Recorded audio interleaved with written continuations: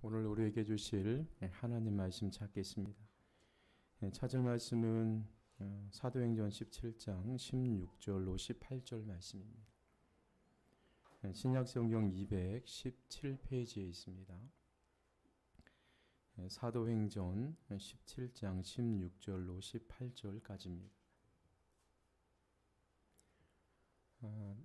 사도행전 17장 16절로 18절 말씀 찾으셨으면 우리 한 목소리로 함께 합독하시겠습니다. 바울이 아덴에서 그들을 기다리다가 그 성에 우상이 가득한 곳을 보고 마음이 격분하여 회당에서는 유대인과 경건한 사람들과 또 장터에서는 날마다 만나는 사람들과 변론하니 어떤 에피쿠루스와 스토아 철학자들도 바울과 쟁론할세 어떤 사람은 이르되 이 말장이가 무슨 말을 하고자 하느냐 하고 어떤 사람은 이르되 이방 신들을 전하는 사람인가 보다 하니 이는 바울이 예수와 부활을 전하기 때문이더라. 아멘.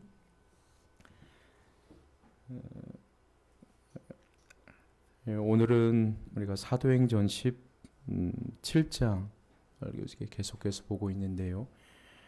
오늘은 사도 바울의 아덴, 지금 우리가 잘 아는 그리스의 아테네 지역이죠.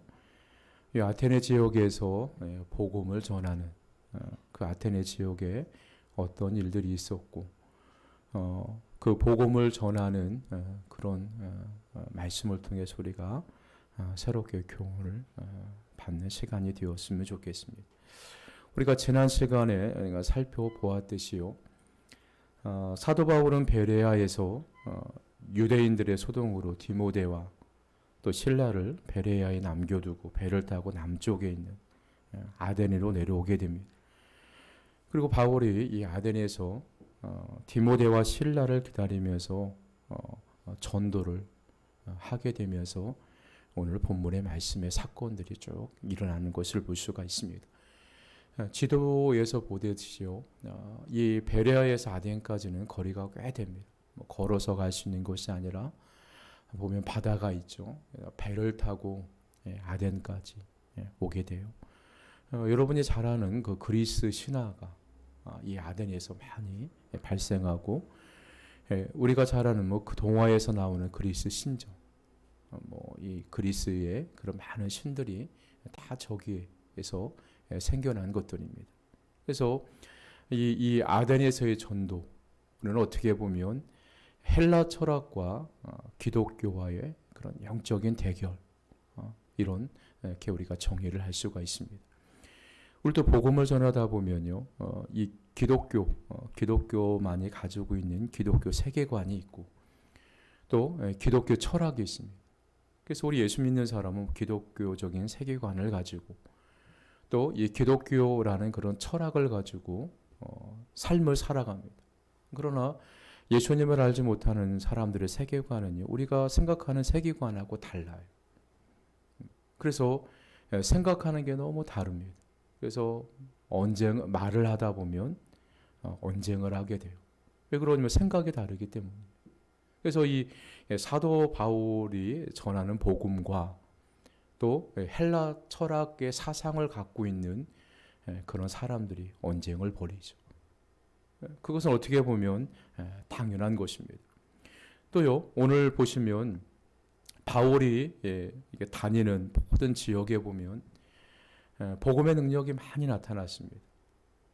예를 들어 귀신이 떠나가는 역사, 또 감옥 문이 열리는 그런 기적들이 많이 일어났지만요, 이 아덴 지역에서는요, 굉장히 소수만 그렇게 많은 시간을 활용해서 바울이 토론하고 또 복음을 열심히 전했지만 굉장히 소수만이 복음을 받아들이고 예수님을 믿었고 어떤 기적도 일어나지 않았던 것을 우리가 볼 수가 있어요. 그래서 어떤 사람은 바울의 선교가 아덴에서는 실패로 돌아갔다, 이렇게 얘기하시는 분도 있는데, 우리가 복음을 전하는 데서는 실패가 없는 거죠. 그냥 우리가 복음을 전할 뿐이지. 그래서 이 복음이 싹이 나고 열매를 맺게 하시는 분은 하나님이십니다. 그러니까 우리가 복음을 전하다가 내가 전하고 늘 기도하고 복음을 전하는 사람이 시간이 지나도 예수님을 믿지 않는다. 그래서 낙심할 필요가 없는 거예요. 그냥 우리가 할 일은 그 사람을 회심시키는 것이 아니라 그 사람에게 복음을 전하는 일입니다. 그래서 그 사람이 복음을 받아들이고 복음의 열매를 맺게 하시는 분은요, 사람이 아니에요. 그래서 이 구원이라는 것은 사람에게서 나오는 것이 아닙니다. 하나님에게서부터 나오는 거예요. 그래서 이 사도 바울은요, 이 아덴에서 열심히 복음을 전했습니다. 사도 바울은 굉장히 많이 배운 사람이고요. 철학적으로, 율법적으로 대학자입니다. 그러니까 얼마나 논리 정연하게 복음을 증거했겠습니까? 그런데도 이 아덴 사람들이 예수님을 영접하는 사람이 그렇게 많지가 않았습니다. 그래서 사도 바울이 전하는 다니는 지역에 비해서 복음의 열매가 많지 않아서 어떤 사람은 사도 바울의 선교가 실패한 것이 아니냐, 그렇게 얘기하지 않지만 제가 생각하기에는 절대로 실패한 게 아닙니다. 왜 그러냐면 사도 바울의 사명은 복음을 열심히 전하는 게 그의 사명이에요. 그리고 복음의 열매를 맺게 하시는 분, 그분은 하나님이시기 때문에 하나님이 하실 일인 거예요. 그래서 사도 바울이 열심히 사역을 감당해서 절대로 실패가 아니라는 것입니다.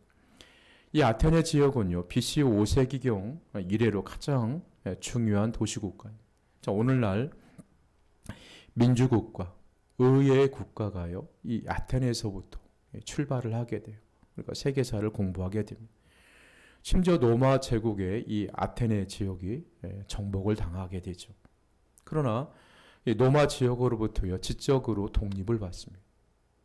이 아테네 지역을 특별한 자유 도시로 로마가 선정을 해요. 그래서 어떤 사람들은 이 아테네가 로마에 의해서 정복을 당했지만 이 아테나의 헬라 철학이 지식적으로, 정신적으로 로마를 정복했다. 이렇게 역사학자들이 표현하기도 합니다. 그래서 우리가요, 한 나라를 통치하는 게 어떤 권력의 힘인 것 같지만요, 실질적으로 보면 그 정신입니다. 철학. 그래서 지도자들이 어떤 철학을 갖고 그 나라를 다스리고 이끌어가냐에 따라서 국민들의 수준이 달라지고 국가의 수준이 달라지는 것입니다. 그래서 이 아테네 지역이 비록 로마의 정복을 당했지만 이 헬라 철학이 로마를 로마 사람들의 로마를 정신적으로, 이념적으로 정복해 버렸다. 그리고 지금도 이 헬라 철학이요, 현대인들에게도 굉장히 많은 영향을 끼칩니다. 그래서 뭐 경제인들, 또 정치하는 사람들이 가지고 있는 모든 철학들이요, 그 사람들이 나름대로 생각해서 만들어낸 것이 아니라 몇천 년 전에 헬라 철학자들이 만들어 놓은 정치 사상, 이념을 가지고 정치를 하는 것입니다.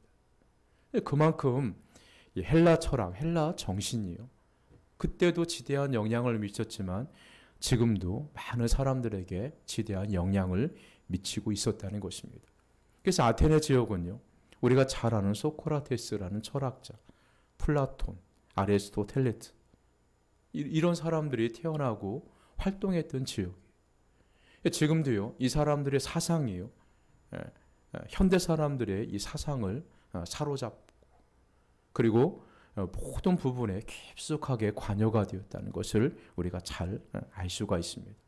그래서 이 아테네에 살고 있는 사람들은요, 우리는 플라톤으로부터, 소크라테스로부터 이어받은 철학 사상을요, 굉장히 자랑스럽게 여겼습니다.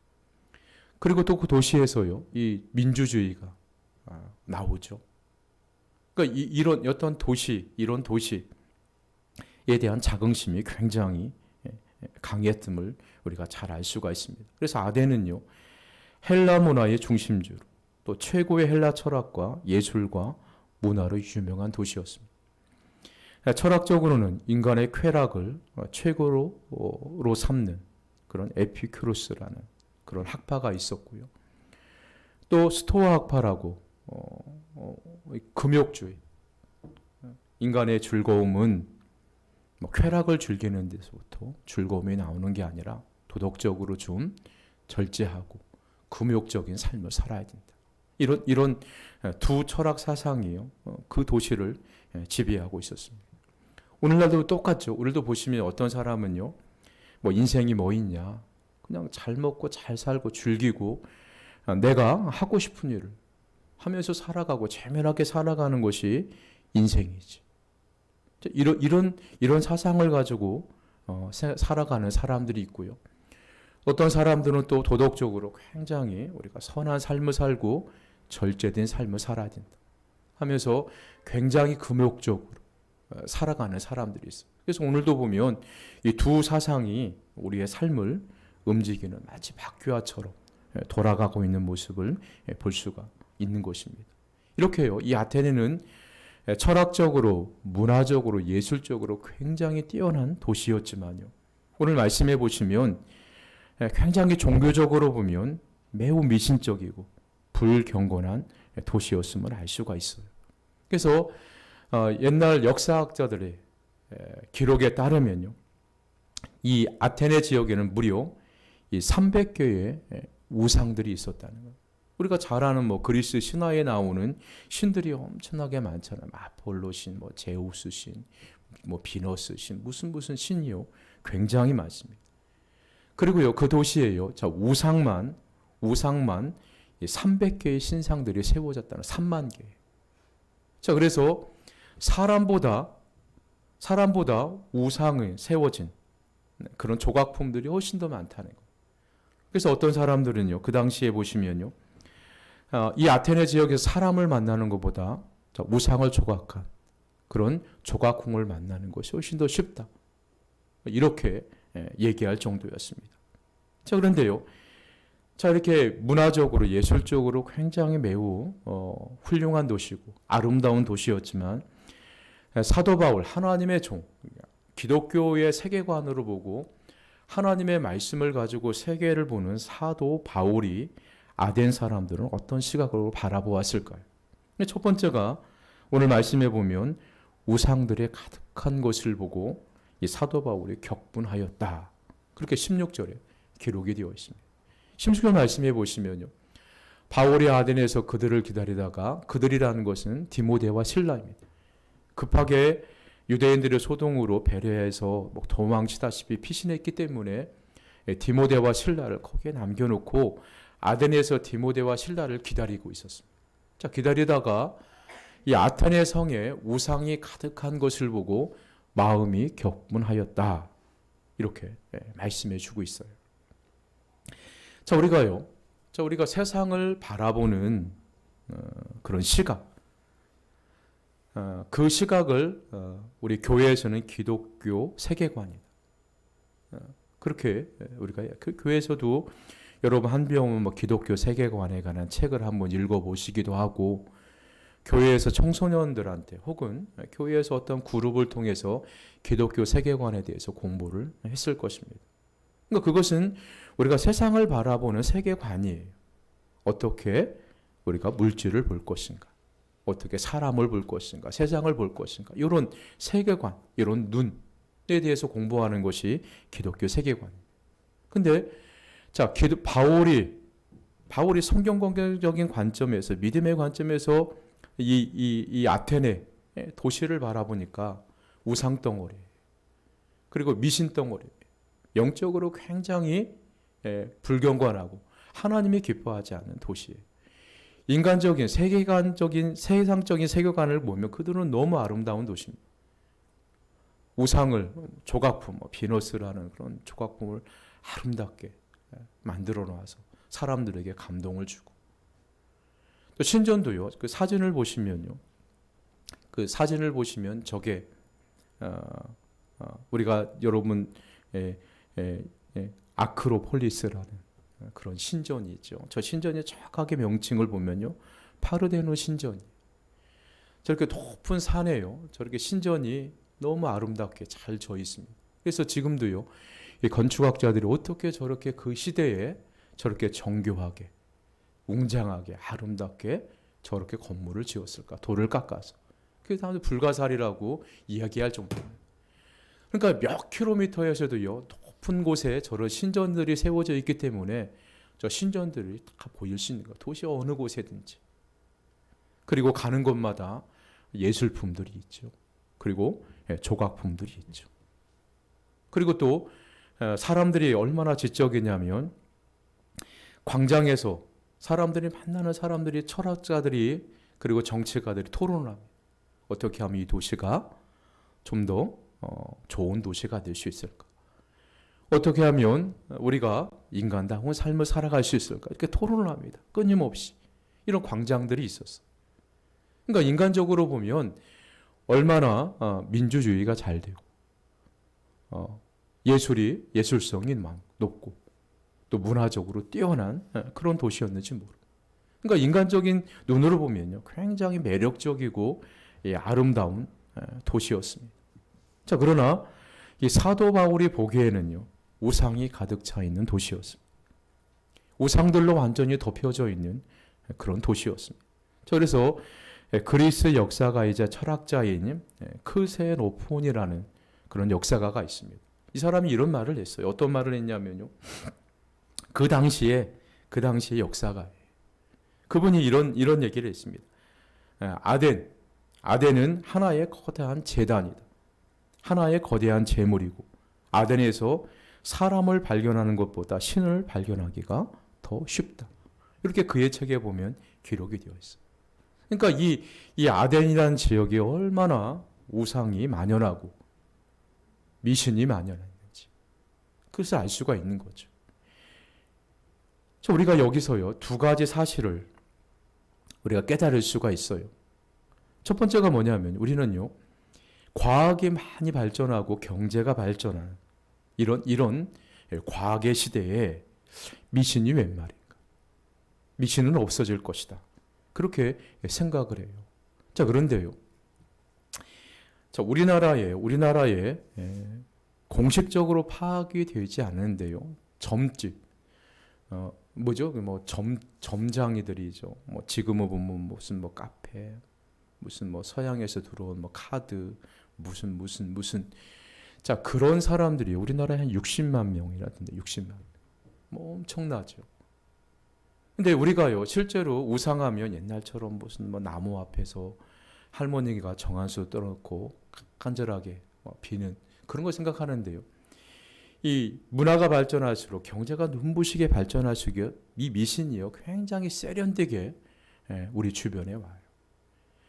자, 세계에서 제1의 경제 대국이 미국이죠. 그다음에 중국입니다.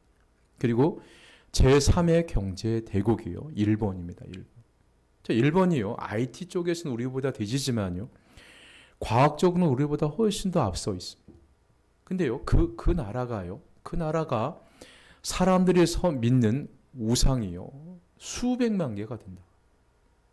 어떻게 이렇게 과학적으로 우리보다 훨씬 더 뛰어나고 그리고 경제적으로 우리보다 훨씬 더 규모가 크고 이런 첨단 과학을 나라인 그런 일본이 우상덩어리일까?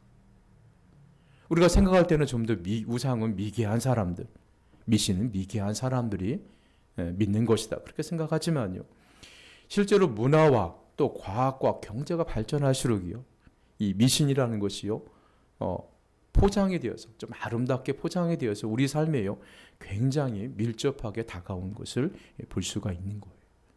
그 당시에 전 세계적으로요, 최고의 지성을 자랑한 헬라 철학의 중심지가 아테네였습니다. 그리고 문학이요, 전 세계적으로 최고였습니다. 예술이 최고였습니다. 자, 그런데 그 땅이요, 그 도시가 우상덩어리였습니다. 영적으로 매우 어두운 그런 곳이었습니다. 자, 그래서요,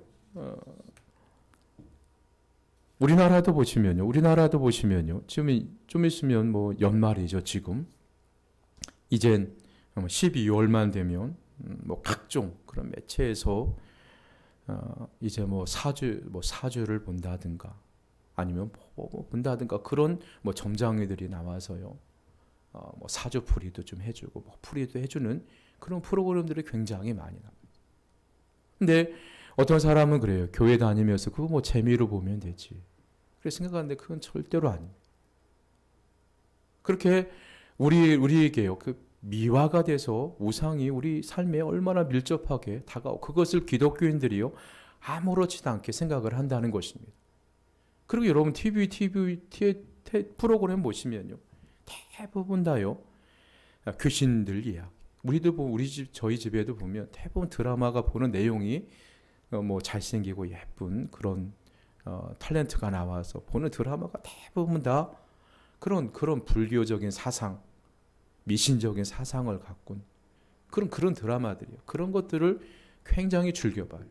일주일에 2번씩 2시간씩. 그러니까 우리도 모르게요. 잠재적으로 그런 무의식적으로 그런 사상에 젖어 들어가는 거예요. 근데 우리가 그런 것을 보고도 마음에 격분하지를 않아요. 우리가 이 시대에 하나님을 더 잘 섬겨야 되는데, 더 기도하고 더 복음적이어야 되는데 우리가 그러지 못하고 그런 것이 세상에 만연하는 그런 사회와 문화를 보면서도요. 우리가 영적으로 격분을 느끼질 않는, 분노를 느끼질 않는다는 것입니다. 그게 문제예요. 그냥 자연스럽게 받아들입니다. 뭐 재밌으면 되지. 그렇게 너무 무감각하게 그런 것을 받아들인다는 것입니다. 근데 사도 바울은요, 우리가 사도 바울처럼 이 기독교적인 그런 세계관으로 무장하고 말씀을 가지고 우리에게 무장하면요, 그런 모습을 보고 우리의 마음에 영적인 거룩한 분노가 있어요. 그러니까 더 사회를 위해서 기도하게 되는 거, 자녀를 위해서 더 기도할 수밖에 없는 것입니다. 그래서 우리가요, 색 안경을 끼고요, 그러니까 빨간 안경을 끼고 세상을 바라보면 세상이 온통 빨간색으로 보이는 것. 파란색 안경을 끼면은 세상이 온통 파란색으로 보일 수밖에 없는 것입니다. 그래서 우리가 성경적인 그런 관점을 가지고 세상을 바라보면요, 세상이 얼마나 죄악 덩어리인지, 우리가 기도하지 않을 수 없는지, 그런 영적 사도 바울처럼 영적으로 격분할 수밖에 없는 것입니다. 그러니까 우리가 하나님의 말씀에 안경을 써야 되는 거예요.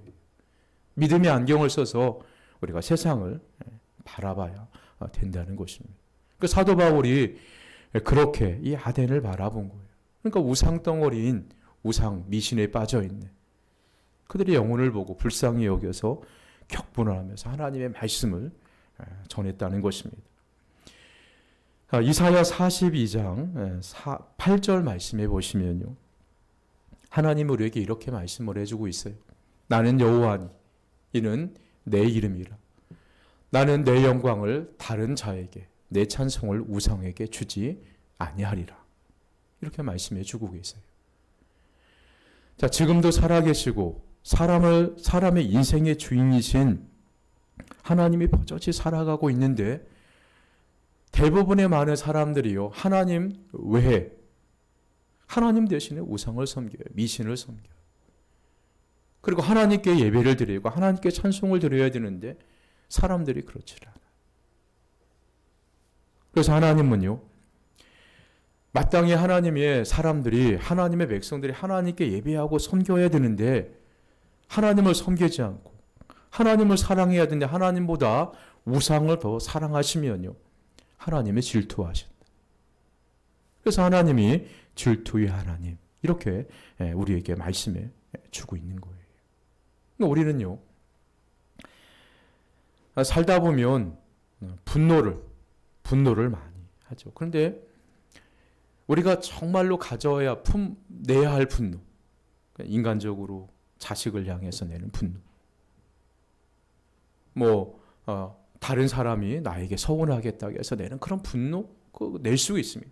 그렇지만 근본적으로 우리가 내야 할 분노는요, 하나님 영적으로 우리가 이웃을 바라보면서, 그리고 우리 모든 것을 바라보며 세상을 바라보면서요, 하나님을 섬기지 않고 또 미신을 섬기고 있는 그런 사람들을 향해서 우리가 거룩한 분노를 품어야 된다는 것입니다. 사도 바울이 그런 거예요. 그래서 오늘날 우리 주변에 그런 미신들이요, 얼마나 미화가 돼서 가까이 오고 우리가 그것을 느끼지 못하고 살아가는 것이 얼마나 많은지 몰라요. 자, 그래서 우상을 섬기고 있는, 귀신에 사로잡혀 있고 사탄에 사로잡히고 있는 이런 아테네 사람들을 향해서 사도 바울이요, 복음을 전합니다. 그래서 오늘 만나는 사람마다 복음을 전합니다. 오늘 17절 말씀이 그 말씀이죠. 오늘 17절 말씀해 보니까 회당에서는 유대인과 경건한 사람들과 또 장터에서는 날마다 만나는 사람들과 변론했다. 이렇게 말씀해 주고 계세요. 그러니까 아덴에 있는 우상을 보고 바울이 두 번째 반응, 복음을 전파한 것입니다. 실레와 디모데를 기다리는 바울은 그 성의 상황을 보고 도저히 가만히 머물러 있을 수가 없었습니다. 자, 그래서요, 자, 거룩한 분노를 품고 귀신에 사로잡혀 있고 사탄에 사로잡혀 있는 이 사람들에게 복음을 전파하기 시작을 합니다. 그래서 회당에서는 유대인과 경건한 사람들에게 날마다 토론을 하면서 복음을 전합니다. 그리고 장터, 길거리에서는 만나는 사람마다요, 복음을 전하기를 쉬지 않습니다. 오늘날 용인시장에도 제가 가면은 큰 확성기를 어깨에 짊어지시고 복음을 전하시는 분들이 굉장히 많으시더라고요. 물론 그것이 부정적인 모습도 있어요. 오늘날 사람들의 어떤 생각과 문화 맞지 않는 복음의 방법일 수도 있습니다. 그러나 그들의 마음, 정말로 하나님을 믿지 않고 지옥 갈 수밖에 없는 영혼을 바라보면서 안타까운 마음을 가지고 이 복음을 전하는 그들의 마음 자세는요, 우리가 이해를 하셔야 돼요. 그분들을 볼 때마다 그 마음을 알게 되면요, 그분들을 위해서 기도가 저절로 나와요. 사도 바울이 그런 거예요. 이 아덴 사람들, 죽어가는 자든 사람, 저 사람들 다 지옥 갈 수밖에 없는데 이 귀신에 사로잡혀 있는 그들을 볼 때 안타까운 마음을 금할 수가 없는 것입니다. 그래서 날마다 회당에 가서 유대인들과 경건한 사람들과 토론하면서 복음을 전합니다.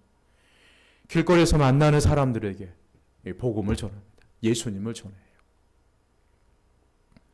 바울은 아덴에서 복음을 전하는데 오늘 본문에 보면 에피쿠로스와 스토아 철학자들을 만나요. 제가 말씀드렸지만 이 에피쿠로스 학파는요, 인간의 쾌락을 굉장히 중요해요. 인생 있냐, 죽으면 끝이다.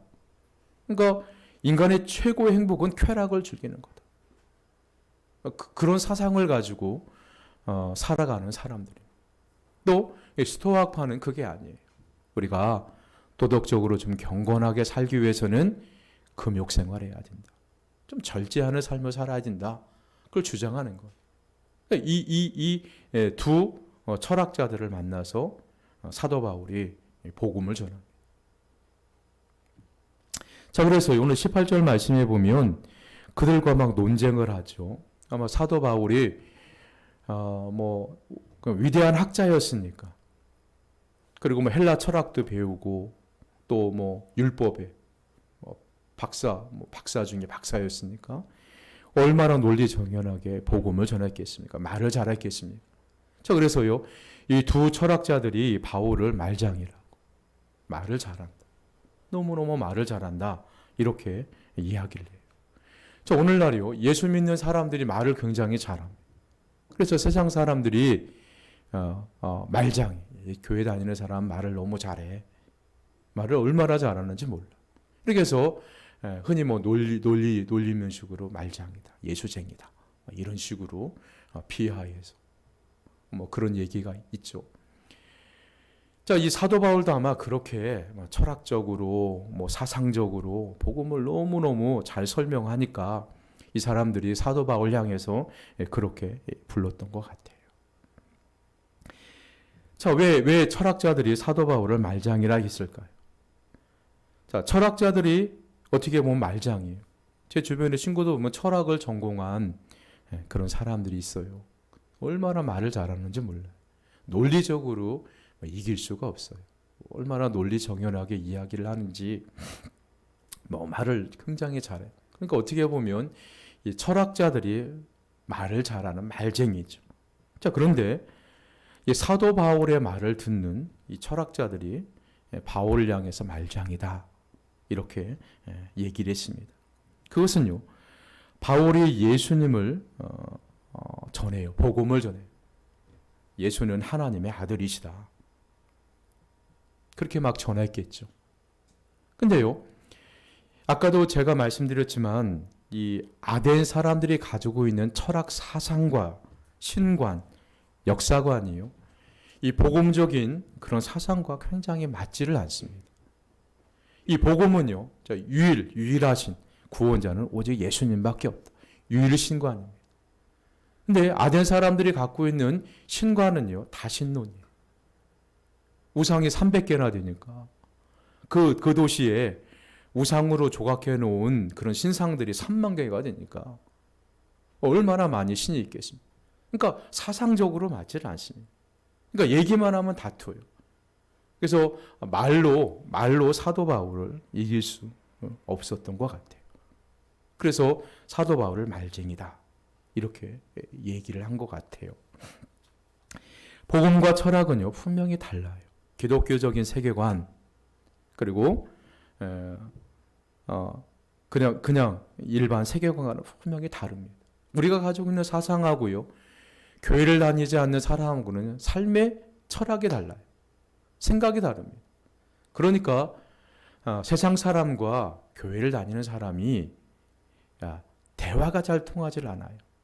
대화가 너무너무 잘 통한다, 그러면요, 내 사상을 한번 의심해 받아야 돼. 안 그러면 내가 말을 일방적으로 잘 들어주는 사람이겠죠. 그렇지만 서로 사상을 토론을 하면 싸움이 일어날 수밖에 없어요.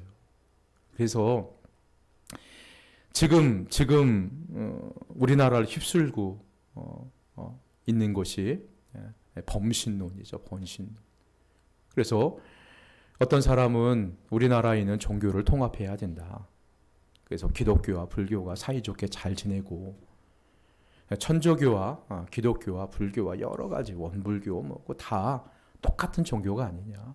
그러니까 서로 싸우지 말고 우리 사이좋게 잘 지내자. 불교에도 구원이 있고 기독교에도 구원이 있고, 다만 가는 길이 다를 뿐이다. 산을 봐라. 정상은 하나인데 그 산을 올라가는 등산 코스는 여러 개 아니냐. 결국 만나는 곳은 정상이다. 그러니까 우리 서로 인정해주고 우리 사이좋게 잘 지내자. 이렇게 범신론적인 그런 신관을 가진 그런 사람들이 교회 안에서도 굉장히 많아요. 그런데 분명한 것은요, 기독교의 신관과 세상적인 신관은 분명히 달라요. 사상이 달라요. 맞지를 않습니다. 그래서 복음은 세상의 철학과 달라요. 그래서 세상의 철학적인 사상을 가지고요, 복음을 이해할 수가 없는 거예요. 기독교적인 세계관을 이해할 수가 없는 거예요. 그래서 구원은 철학이나 종교로, 세상적인 종교나 철학으로 예수님을 알 수가 없는 것입니다. 그래서 이 구원이라는 것은 세상적인 철학에서 나오는 게 아니에요. 사람이 만들어 놓은 종교로에서 구원이 나오는 것이 아닙니다. 구원은 오직 하나님께로부터 그의 아들 예수 그리스도를 믿음으로 말미암아 얻어지는 것이 바로 구원이에요. 우리가 이것을 믿어야 돼요. 이런 구원관을 가지고 무장되어야 해요. 세상의 사상, 세상적인 세계관과 싸워서 이길 수가 있는 것입니다. 그리고 그런 세계관으로 우리가 세상을 바라볼 수가 있는 것입니다. 그리고 오늘 읽지는 않았지만 본문에 보시면요, 이 아레오바고에서 바울이 설교를 합니다. 19절 말씀에 보면 그 말씀이죠. 자, 이 글을 붙들어 철학자들이 사도 바울을 붙들어서 어디로 데려가냐면 아레오바고로 데리고 가요. 이 아레오바고라는 것은요, 광장입니다. 광장. 넓은 광장이에요. 자, 그곳에서 철학가들이 서로 토론하고 정치가들이 서로 토론해요. 그러면서 어떤 결말을 돌출해서 정치에 반영을 하고, 뭐에 반영을 하는 그런 토론의 이 장소예요. 자, 그래서 이 아레오바고는 토론의 언덕, 화성의 언덕 이렇게 이야기도 합니다. 아레오바고는요, 아덴의 법정 또는 평의회, 종교의 도덕성, 문제와 바울과 같이 그런 외국 사람들이 어떠한 사상을 전하면 그 사상을 검증하는 그런 장소이기도 해요. 바울이 이 광장에서 많은 사람들 앞에서 설교를 합니다. 자, 그러면서 이 사도 바울이 아덴 사람에 대해서 두 가지 특징을 지적을 합니다. 자, 첫 번째가 보면 너희들은 지식은 많지만 행동하지 않는다. 21절 말씀이 그 말씀이죠. 모든 아덴 사람과 거기에서 나그네 된 외국인들이 가장 새로운 것을 말하고 듣는 것 외에는 달리 시간을 쓰지 아니에요. 그러니까 아덴 사람들이요. 자, 새로운 것을 말하고 듣는 것 외에는요, 시간을 쓰지를 않아요. 자, 사도 바울이 아덴 사람들을 지적하고 있는 이 한마디가요. 자, 오늘날 신앙생활하고 있는 우리에게 굉장히 의미심장한 말씀입니다. 아덴 사람들은 새로운 것을 말하고 듣는 것 외에 모든 시간을 쓰지 않았다는 것입니다. 새 것, 다시 말하면 재미입니다. 재미. 자, 이것이야말로요, 기독교인을 제외한 세상 모든 사람들이 추구하는 그래, 가치죠, 가치. 자, 우리 기독교인들은 이 세상에서 쾌락을 즐기면서 이 세상에 행복하게 사는 것이 최고다. 그렇게 이야기를 않습니다. 이 땅에서 행복하게 살아가는 것 중요하지만 천국에 가는 것이 더 훨씬 더 중요하다. 이런 내세관을 가지고 살아가는 사람들. 그런데 이 아덴 사람들은 오직 새로운 것, 재미난 것만 추구하고 살아가는 사람이에요. 그래서 날마다요, 이 광장에 모여서 새로운 것만 들으려고 그래요. 그리고 말하는 것 외에는 시간을 쓰지를 않습니다. 그러니까 내가 새로운 것을 들으면 뭔가 좀 움직여주고 내가 들은 대로 배운 대로 행동을 해야 되는데 그러지를 않는 것입니다. 자, 이 말은 또 어떤 뜻이냐면요. 모든 가치 판단의 기준이 자신이라는 것입니다. 내가 들어서 딱 새롭고 재미난 것이면 야, 이게 진리구나. 이게 진리구나 하고 이 진리의 판단 기준이요, 자기 자신입니다. 그러니까 이 판단 진리가요, 자주 바뀝니다. 세상이 그렇죠. 10년 전에는 이것이 진리라고 하면서도 10년 후에는 바뀌어버려요. 자, 그런데 이 기독교인의 판단, 진리, 가치 판단 기준은요, 우리 자신이 아니에요. 우리 생각이 아닙니다. 하나님의 말씀이 기준. 하나님의 말씀은 변하지 않기 때문에. 그러니까 이 아덴 사람들은요, 모든 가치 기준, 진리의 기준이 오직 자신입니다. 자신이 판단을 해요. 자신이 들어서 새로운 것, 재미난 것이면 이것이 진리군. 이렇게 판단을 하고 받아들인다는 것입니다. 그리고 또 시간이 지나서 새로운 것이 아니다. 더 새로운 것이 나오고 더 재미난 것이 있다. 그럼 그걸 버리고 새로운 것을 받아들여요. 그래서 모든 진리의 가치의 판단 기준이 자기 자신입니다.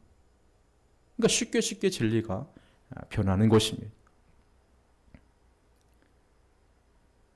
자, 우리들도 그렇죠. 우리들도 세상을 살다 보면 우리의 모든 진리의 인생의 판단 기준이 하나님의 말씀이 되어야 되는데요. 우리 자신일 때가 많아. 내가 보기에 좋으면 이것이 진리가 되고, 또 시간이 지나서 내가 받아들였던 것이 아니고 새로운 것이 있네, 이게 더 좋네, 그러면은 그것을 내가 옛 것을 버리고 새 것을 받아들인다. 그래서 우리는요 모든 가치의 판단 기준이요, 내 자신이 아니에요. 하나님의 말씀이 모든 가치의 판단 기준이라는 것입니다. 아덴 사람들의 모습은요, 오늘날 교회의 성도들의 모습과 매우 흡사해요. 우리 교회에서도 얼마나 새로운 것, 재미난 것을 요구하는지 한 다양한 그런 프로그램들이 굉장히 많죠. 물론 문화에 맞게 우리가 프로그램을 도입을 하고 문화에 맞게 뭣도 하고 그러면 참 좋죠. 그렇지만 이게 진리가 아닌데 자꾸 이것을 진리라고 생각하는 경향이 굉장히 많이 있다는 것입니다. 자, 이것은 복음을 전하는데 우리 신앙생활을 더 열심히 하는데 온전하게 하는 하나의 보조 수단이 되어야 되지 그것이 신앙생활의 주가 돼서는 안 된다는 것입니다. 자, 그래서 우리는 항상 우리의 가치 판단의 기준, 그것이 내 자신이 아니라 바로 하나님의 말씀이 되어야 된다는 것입니다. 또요, 이 사도 바울이 이 광장에서 이 아덴 사람을 향해서 또 한 가지 지적을 하는 내용이 22절 말씀에 보니까 너희들은 종교성이 매우 많다. 이 22절 말씀에 보니까요, 바울이 아레오바고 가운데 서서 말하되 아덴 사람들아 너희를 보니 범사에 종교심이 많도다.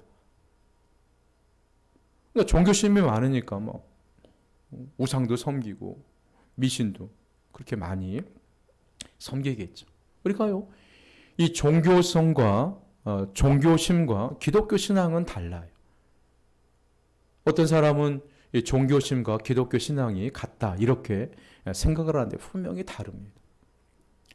자, 아덴 사람들은 종교성이 굉장히 많았습니다. 자, 오늘날 교회 안에서도요, 이 종교성이 있는데 신앙이 없는 사람들이 매우 많아요. 종교성은 있어요. 근데 기독교적인 신앙관을 가지고 기독교적인 그런 말씀을 가지고 세계관을 가지고 살아가는 사람, 행동에 옮기는 사람은 그렇게 많지가 않다는 것입니다. 그러니까 종교심을 가지고 종교적인 열심이 신앙은 아니에요. 근데 우리는 착각을 해요.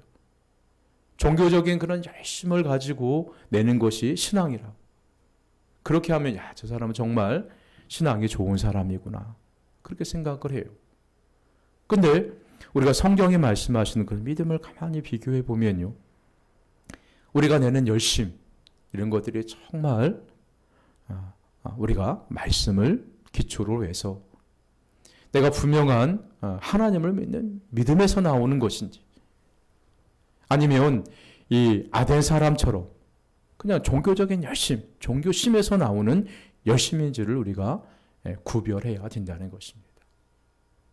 그래서 오늘요, 사도 바울은 이 아테네 지역에 가서 수많은 우상들, 우상에 사로잡혀 있는 그런 영혼들을 향해서요, 거룩한 분노를 내죠. 자, 그러면서 복음을 증거합니다. 그리고 만나는 사람마다 복음을 전하며 철학자들과 또 사상가들과 복음으로 토론을 합니다. 그러면서 두 가지를 지적을 하죠. 너희는 매우 종교성이 많고 너희는 날마다 새 것만 추구한다. 너희의 진리 판단 기준은 너희 자신이다. 이 진리는 오직 하나님이시고 하나님의 말씀이다. 이렇게 아덴 사람들을 향해서 목이 터져라고 복음을 증거하는 거예요. 자, 여러분들은 지금까지 어떻게 살아고 계셨고 또 앞으로 어떻게 사시겠습니까? 우리가 어떤 세계관을 가지고 여러분 세상을 바라보고 어떻게 살 것입니까? 우리가 사도 바울처럼 우리가 기독교적인 세계관을 가지고 성경 말씀에 안경을 끼고 세상을 바라보면요, 우리가 세상의 그런 어떤 문화 또 귀신에 사로잡혀 있고 미신적인 그런 문화에 대해서요, 우리가 거룩한 분노를 일으킬 수밖에 없어요. 그리고 하나님 앞에 나와 기도할 수밖에 없는 거예요. 복음을 증거할 수밖에 없는 것입니다. 그래서 이 사도 바울이 지적한 대로, 자, 우리의 모든 판단 기준은요, 내가 아닙니다. 내가 느끼기에 새롭고 내가 듣기에 재밌는 거, 그게 진리가 아니에요. 오직 진리는 예수님인 줄 믿습니다. 그리고 그분의 말씀인 줄 믿습니다. 이런 세계관을 가지고 여러분 하루를 살아가시는 저와 여러분들 되시기를 주님의 이름으로 간절하게 소망합니다. 우리 기도하시겠습니다. 살아계신 하나님, 우리 아버지, 오늘 거룩한 주일에 사도 바울이 아덴 사람들을 향해서 선포했던 그 말씀, 우리 자신을